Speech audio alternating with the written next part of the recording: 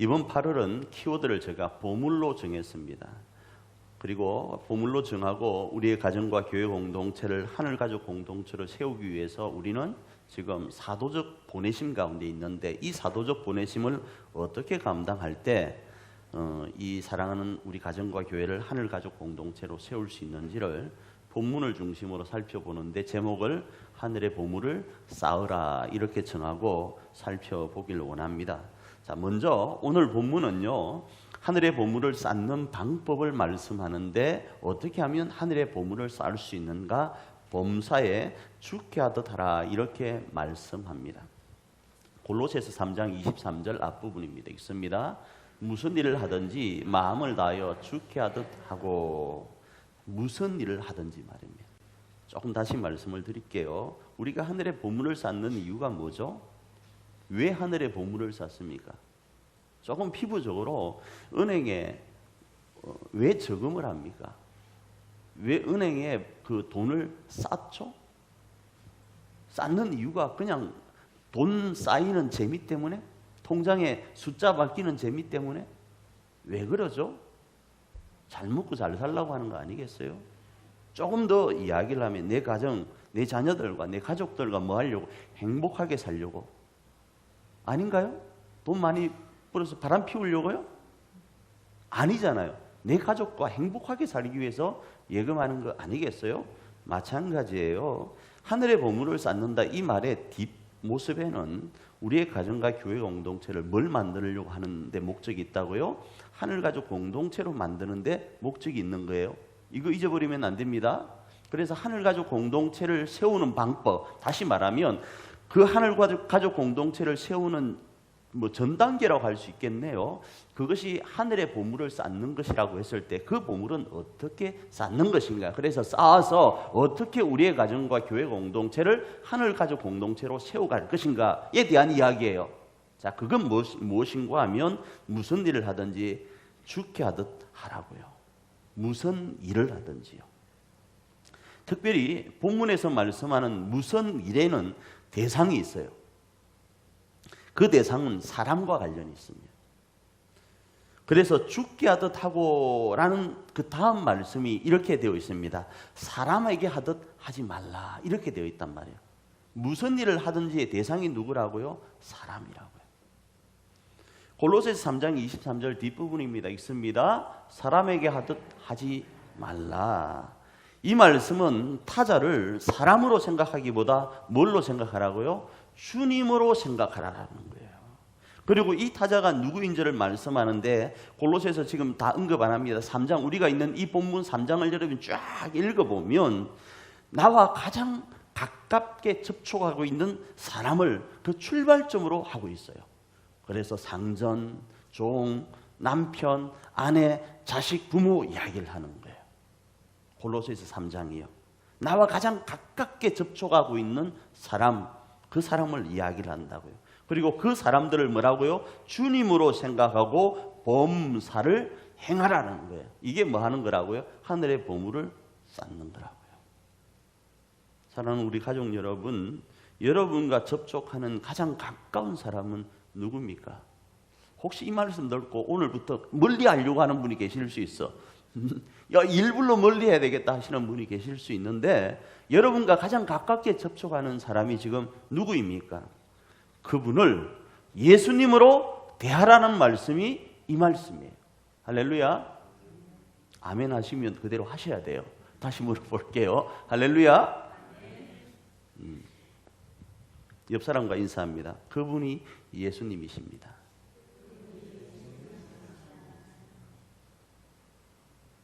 여러분 속에 지금 떠오르는 그 사람이 있죠. 난 누구라고 이야기 안 했습니다. 여러분 속에 떠오르는 그 사람이 누구라고요? 예수님이라고요.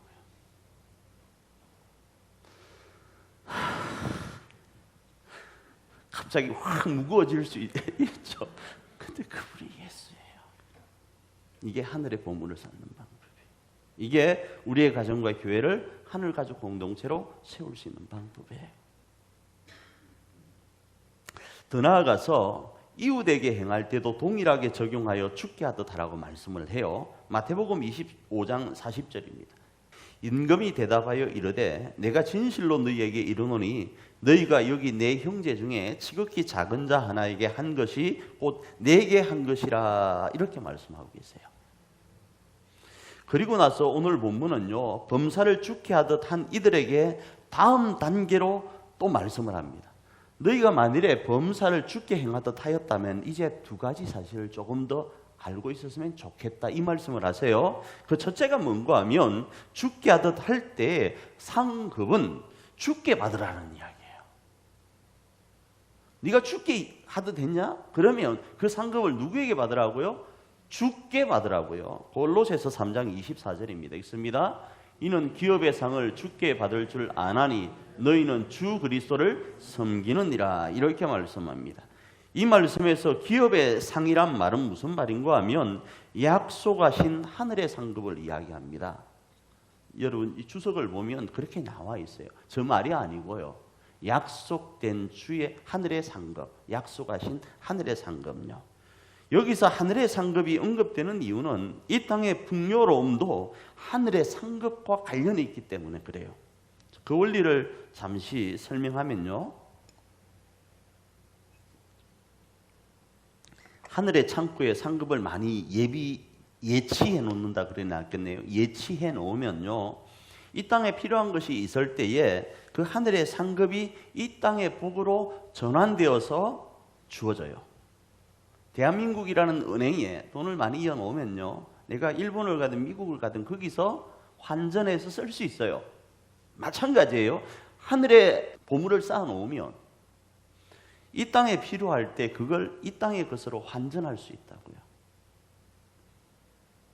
그래서 우리는 하늘의 보물을 쌓아야 되는 거예요. 그 예가 나와 있는데 11조예요. 말라기 3장 10절 말씀이죠. 읽습니다. 만군의 여호와가 이르노라 너희의 온전한 11조를 창고에 들여 나의 집에 양식이 있게 하고 그것으로 나를 시험하여 내가 하늘의 문을 열고 너희에게 복을 쌓을 곳이 없도록 붙지 아니하나 이렇게 말씀합니다. 그런데 사람들은 이 말라기 말씀을 오해합니다. 오해해서 하나님은 돈을 밝히는 분으로 이해해요. 그래서 돈을 밝히는 분이니까 11조를 뭘처럼 뇌물처럼 바치는 경우가 있어요. 만일에 하나님께서 돈을 밝히는 분이라면 하나님은 돈 많은 부자만 좋아할 겁니다. 안 그러겠어요? 돈 많은 부자만이 천국을 갈 거라고요. 감사하게도 우리가 주일학교를 다닐 때 뭘 배웠죠? 돈으로도 못 가는 게 천국이라고 배웠어요. 힘으로도 못 가는 게 천국이라고 배웠다고요. 권력으로도 못 가고 잘생김으로도 못 가는 게 천국이라고 배운 게 너무 감사한 거예요. 그런데 아기 때는 그렇게 배워놓고 어른이 되면 돈으로 천국을 가는 줄로 아는 분들이 너무 많아요. 주일학교를 다시 나와야 돼. 유치원을 다시 나와야 돼. 돈으로는 천국을 못 가는 거예요. 그런데 자꾸자꾸 하나님 앞에 돈으로 뇌물을 드리는 분이 계세요. 하나님이 돈 좋아하시는 줄 알고. 말라기 3장 10절도 그렇게 이해합니다. 다시 말씀드립니다. 그러나 감사하게도 돈이 우리에게 생명과 같은 물질이긴 합니다. 그러나 하나님께는 아무것도 아니에요. 그럼에도 하나님께서 말라기를 통하여 11조에 대해 말씀하시는 이유가 있어요. 그 이유는 뭔가 하면 하나님의 눈과 귀가 물질에 있는 것이 아니라 우리의 신앙 고백에 있음을 말씀하려고 하는 거예요. 그래서 신앙 고백은 물질에 많고 적음에 있지 않는 거예요. 이게 얼마나 감사한지 모르겠습니다. 그가 얼마나 전심으로 여호와 하나님 되심을 고백하는가 거기에 달려 있는 거예요. 그게 물질로 고백하는 거예요. 아브라함은 뭘로 하나님 앞에 나아갔죠? 돈 아니었잖아요. 뭘로요? 이삭으로요. 여호와가 하나님 되심을 이삭으로 고백하며 나아간 거예요. 우리가 드리는 이 물질도 마찬가지예요. 피와 같고 생명 같은 이 물질을 여호와가 내 하나님이십니다를 고백하는 것이 11조이지 하나님이 돈 좋아하니까 이 11조 드리면 1000배 만배로 준다고 하니까 드리는 게 11조가 아니라고요. 그건 온전한 11조가 아니라고요. 그래서 이러한 고백이 다른 어떤 일보다 더 큰 하나님의 일이 됨을 예수님이 친히 말씀하시는 구절이 있어요. 요한복음 6장 29절입니다. 읽습니다. 예수께서 대답하여 이르시되 하나님께서 보내신 이를 믿는 것이 하나님의 일이니라 하시니 이렇게 말씀하고 있는 겁니다. 만일에 돈을 드리는 것이, 돈만 드리는 그것이 주의 일이다, 하나님의 일이라고 하면 예수님은 그렇게 말씀하시겠죠. 부자가 드리는 수많은 그 돈을 이야 크게 하나님 일을 했구나 하고 박수 쳐줬을 거예요. 그죠? 그러나 하나님은 과거의 2렙돈, 그 돈을 어마어마하게 하나님의 일을 한 것으로 인정해 주셨단 말이죠.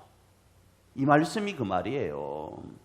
하나님께서 보내신 일을 믿는 것이 주의 일이라고요. 하나님의 일이라고요. 그러기에 누구나 하늘의 상급을 쌓을 수 있기에 그러하여야 하는데 그 방법은 범사를 죽게 하듯 하는 거예요. 그리고 이어서 죽게 하듯 하였기에 상급도 죽게 받음을 알고 옆 사람에게 요구하지 않는 것이 제대로 된 믿음이에요. 그래야 할 때 주께서 주시는 거예요. 내가 지금 조금 전에 내 가장 가까이 있는 사람이 주님이라 생각하고 어떤 일을 했을 때 우리 마음에 주께서 주시는 그 상급을 받으려고 하지 않으면 그 사람에게 이런 이야기를 할 거예요. 내가 네한테 어떻게 했는데 네가 나한테 이럴 수 있어, 이 이야기가 나올 거예요. 그러면 이미 하나님 앞에 했던 그 모든 거 다 그냥 쏟아버리는 거예요. 기껏 하나님께 하듯 해놓고 나서 그 사람한테 받으려고 해버리면 하나님께 받을 게 없다고요. 이미 네 상급을 뭐 했다고요? 받았다고 하잖아요. 그래서 하나님께 받으려고 해야 되는 거예요. 그리야 할 때 주께서 주실 거 아니겠어요? 주실 때 어떻게 주시는가? 30배, 60배, 100배, 때론 후이되어 흔들어 넘치도록 안겨주신다고 말씀합니다. 누가복음 6장 38절입니다. 읽습니다. 곧 후이되어 누르고 흔들어 넘치도록 하여서 너희에게 안겨주리라. 이렇게 말씀합니다. 이 말씀은 저희 동네 표현으로는 고상으로 준다라는 거예요. 이 바가지가 있잖아요. 바가지가 있으면 그냥 이렇게 퍼 담으면 그냥 이게 예를 들어 곡식이라고 했을 때 곡식이 이렇게 연겨 있는데 흔들면 어떻습니까? 비어 있는 공간으로 들어가죠. 그 이야기를 하는 거예요. 이 말씀은요, 주실 때 그냥 대충 이렇게 주는 게 아니고 흔들어서 빈틈이 없도록 메우고 그 다음에 뭐요? 덤으로 줘서 이렇게 움푹 이렇게 올라올 정도로 이렇게 해서 준다라는 거예요. 그러니까 넘쳐버리는 거예요. 내 어떤 그릇에 내가 이만한 그릇이라고 하면 그 그릇에 꽉꽉 채워서. 사랑하는 가족 여러분, 죽게 하듯 합시다. 할렐루야. 그리고 30배, 60배, 100배 후이되어 흔들어 넘치는 복을 주시는 그분으로 인해서 우리의 가정과 교회 공동체를 하늘가족 공동체로 세워가기를 축복합니다.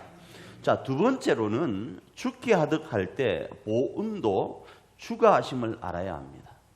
상급도 추가, 보응도 추가하심을 알아야 돼요. 골로새서 3장 25절입니다. 읽습니다.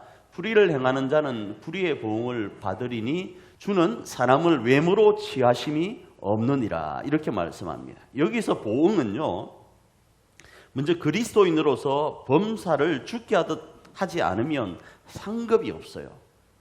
그리스도인이라 할지라도 죽게 하듯 하지 않으면 상급이 없다고요. 이름만 가지고 상급을 받을 수 있는 것 아니에요. 교회를 다닌다고 상급을 받을 수 있는 게 아니에요.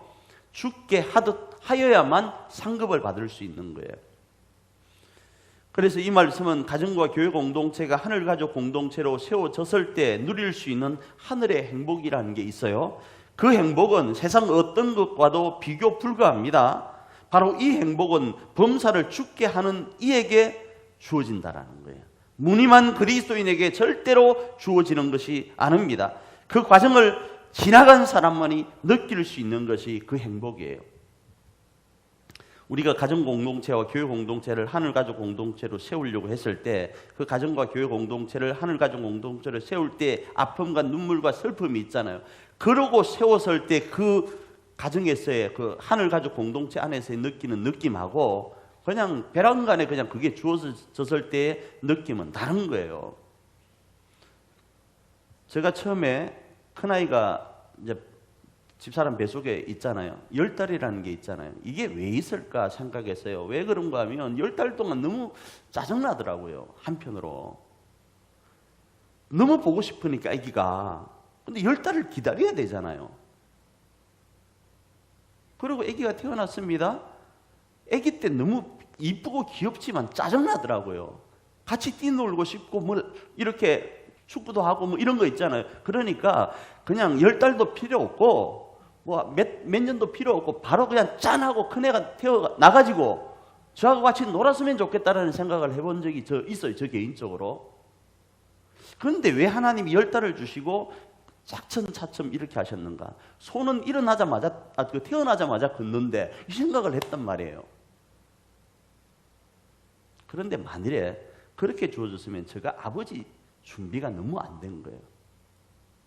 이 아이가 얼마나 나에게 소중한 존재인지 내가 못 깨달았을 것 같아요.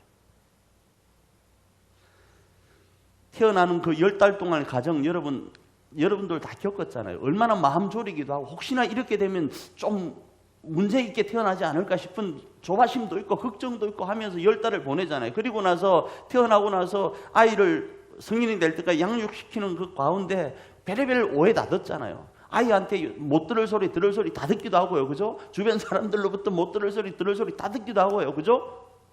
죄송합니다 소리를 남발해야 되고요. 왜? 그 아이 때문에. 그리고 우리가 아이를 키워왔잖아요. 그러면서 내가 부모가 된 거였었어요.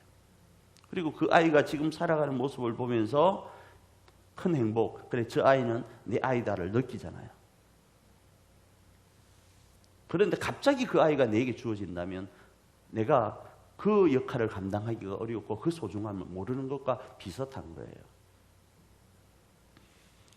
하늘가족 공동체를 세워가는 그 일련의 과정 가운데 주어지는 그 모든 눈물과 힘듦과 노력과 땀을 행복이라고 느낄 수 있는 것은요, 그 길을 걸어가 본 자만이 느낄 수 있는 거예요.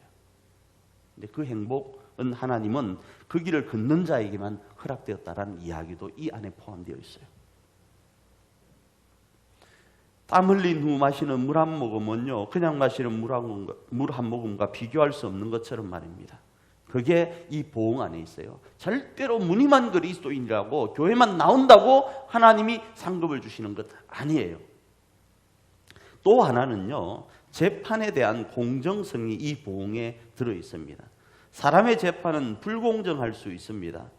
왜 그런가 하면 때로는 마음에 따라서, 환경에 따라서, 관계에 따라서, 인연과 신념과 코드와 진영에 따라서 달라질 수 있어요. 저도 다른 교회 분들하고 여러분들을 바라볼 때 우리 가족이니까 저 편파적으로 뭔가를 바라볼 거예요. 저쪽 사람들은 나쁜 사람들이에요. 우리만 좋은 사람들. 네, 그렇게 판단할 수밖에 없어요. 저는 저 팔이 안으로밖에 안 굽어요. 이게 사람이에요. 안 그렇습니까? 아무리 여러분의 자녀가 잘못했다 하더라도 옆 아이와 비교했을 때 어떻습니까? 내 새끼는 귀한 거예요. 그래서 고슴도치도 자기 새끼는 이쁜 거예요. 그럴 수밖에 없는 게 사람입니다. 그래서 10길 물속은 알아도 한 길 사람 속은 모른다라는 속담이 있는 것처럼 말입니다. 여러분, 한 길이가 얼마나 깊은 건지 아세요? 한 길? 한 길을 8자에서 10자 정도, 한자가 30cm니까 38, 24, 2.4m나 3m 정도가 한 길이에요. 단위가 메다로 쳤을 때. 그러니까 사람 속을 한 길이라고 했을 때 2.4에서 3m 정도로 보고, 그 다음 10길은 어떻게 했습니까? 24m에서 30m가 되는 거예요. 10길 물속은 알아도 한 길 사람 속은 모른다고 할 때 이 10길은요, 우물을 이야기를 해요. 보편적으로. 우물이 어마어마하게 깊은 거예요. 24에서 30m 정도 되는 어마어마하게 깊은 우물의 그 물속은 우리가 혹시 알 수 있을지 모르지만 2.4m에서 3m도 안 되는 이 사람 마음은 우리가 모른다라는 거예요. 이러하기에 사람의 판단은 굽을 수 있어요. 불의할 수 있다 이겁니다. 그러나 하나님의 판단은요, 공의로워요. 그 이유는 하나님은 사람의 속마음을 꿰뚫어 보세요. 잠언 16장 2절입니다. 읽습니다. 사람의 행위는 자기 눈에는 모두 깨끗하게 보이나 주님께서는 속마음을 꿰뚫어 보신다. 제가 세번역으로 여러분의 이해를 돕기 위해서 써놨습니다.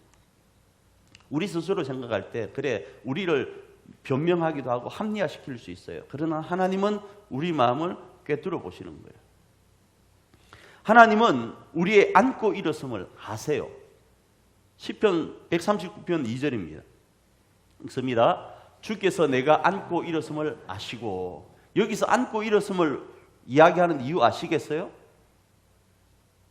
내가 행하는 모든 행동 하나하나를 하나님은 아신다라는 거예요. 하나님은 멀리서도 우리의 생각을 아신대요. 시편 139편 2절 뒷부분입니다. 읽습니다. 멀리서도 나의 생각을 밝히 아시오며. 그러게 다시 말씀드리지만 우리가 행한 모든 일에 대한 하나님의 판단은 공정한 거예요. 하나님이 나를 잘 몰라서, 하나님이 옆에 있는 내 가장 가까운 누군가의 마음을 잘 몰라서 판단이 불공정할 수가 없다라는 거예요. 왜? 우리 둘을 너무 잘 아시기 때문에요. 그러기에 우리는 이러하신 하나님 앞에 정직해야 됩니다. 사람은 속일 수 있어요. 그러나 하나님은 속일 수 없기 때문에 하나님 앞에 정직해야 돼요. 죽게 하듯 해야 되는데 내가 정말로 하늘에 보물을 쌓아두었는가? 그건 죽게 하듯 해야 되는데 그 행함이 하나님 앞에 정직하게 행해야 된다고요. 사람은 속일 수 있다고요. 그러나 하나님은 속일 수 없으니까 하나님 앞에 그 마음의 훈련들을 계속 해나가야 되는 거예요. 한숨이 나와도 나와 가장 가까이 있는 그 사람에게 죽게 행하듯 해야 되는 거예요. 이게 살 수 있는 방법이에요. 내 가정과 내 교회가 하늘가족 공동체 될 수 있는 방법이라고요.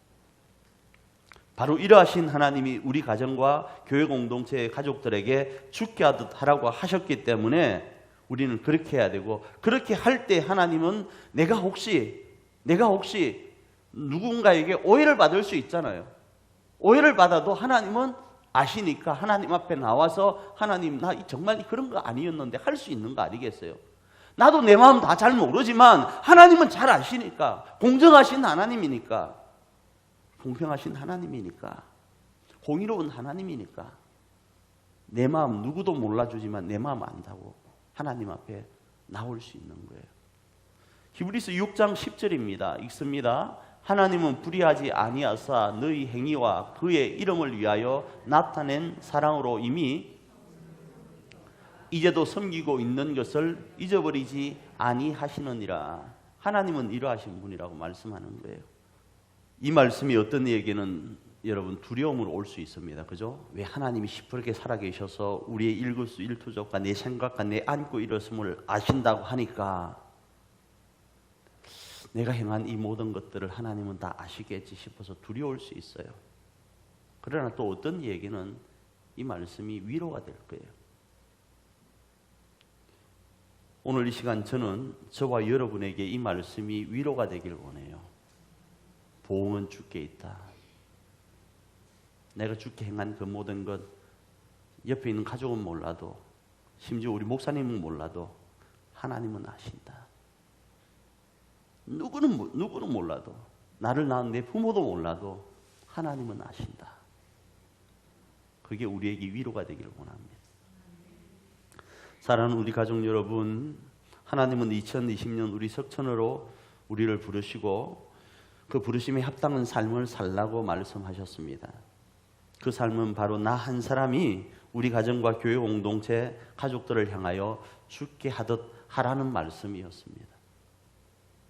그리고 주님의 판단에 모든 것을 맡기고 오늘도 변함없이 하늘가족 공동체를 세우기 위해서 우리는 지금 죽게 하듯 열심히 다름질해 가고 있습니다. 그래야 할 때 여러분, 저와 여러분이 기억했으면 좋겠습니다. 이러하면 하늘에 쌓아둔 보물이 된다는 사실을요. 그리고 우리의 가정과 교회 공동체의 필요에 따라 하나님께서 그때에, 하나님이 정하신 그때에 하늘의 문을 여시고 우리 가운데 이 하늘의 보물을 쏟아 부어주신다는 사실을 기억했으면 좋겠습니다. 그리고 그 사랑으로 우리의 가정과 교회 공동체를 하늘가족 공동체로 세워가는 저와 여러분이기를 축복합니다. 이번 한 주간도 이 소망 가운데 범사를 죽게 하듯 하여서 하늘의 보물을 쌓아가기를 다시 한번 축복합니다.